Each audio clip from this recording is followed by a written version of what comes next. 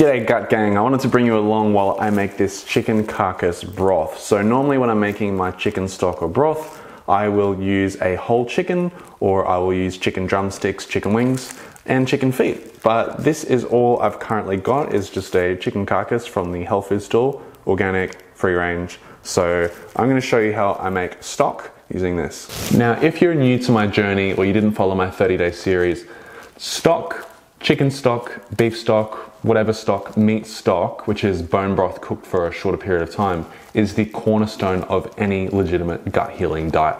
If a gut healing diet does not include stock, meat stock, then run, in my opinion, from what I've learned. So what you do is you just cook your bones for a short period of time, about 2 to 3 hours max, and that way you still get the benefits of bone broth but without the potential effects of histamine. So the shorter cooked meat broth stock thing is easier in the gut, and it is incredibly healing and is underrated in the carnivore diet.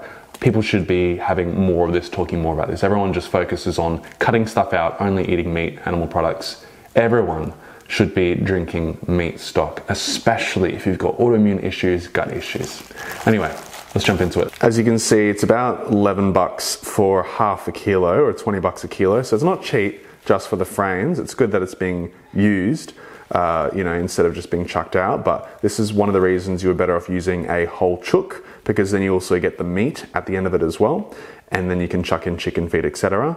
But sometimes this is all that's available. So you just do what you can, best you can with what you've got. So we're just gonna open this bad boy up. As you can see, they have done a very good job of cleaning all the meat off here, and you've just got the carcass. So that's really cool. There's not much meat that'll come off it, like maybe a little bit, but you're focused on the benefits of the bone, tissue, cartilage, connective tissue, etc., etc. So now we're just gonna chuck that in the pot. Once you've got your carcass in that pot, you wanna fill it up with water. My typical rule with quantities of water to meat or carcass is this here. So basically, the less water you have in there, the thicker and more gelatinous it is. The more water you have in there, the more liquidy it is. So if you have more water in there, then you have to drink more to get the benefits. If you have less water, then you drink less, if that makes sense. But you don't want it to be too little water in this regards. Everyone is different in how they like to consume their meat stock and how jiggly it is. I like it as jiggly as possible, but still liquidy enough that I can enjoy a good mug of meat stock. Now, it doesn't have to be covering it fully. Ideally, covering the whole thing is the best, but I just don't want to go overboard with the water. So what we do instead is we will cover it up with a lid. First, we're going to put some salts in there.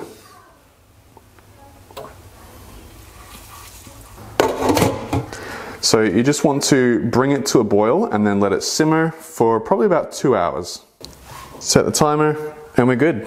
Whoops, well my mic cut out, so here's a little voiceover. Now it looks ready to me, so we're going to switch that baby off and we are going to give it a cheeky little taste test as well. As you can see here, it's beautiful and golden, and I nailed it again with another good broth. My straining setup's pretty janky right now. I just pour it into a colander or a strainer like this that's fine enough to catch all the chicken or little bits that could be in there.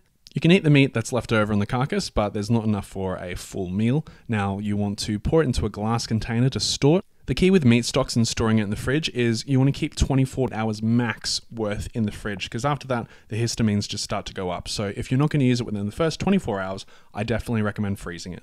Let me know if you want a full guide on how to use meat stock for gut healing, but for now, you can just sip it back, chug it however you like. You can use it in soups, stocks, however you would use normal stock. It's also approved by my 5-year-old, which is a big win. And yeah, of course you can add more flavors, but bland is grand, baby.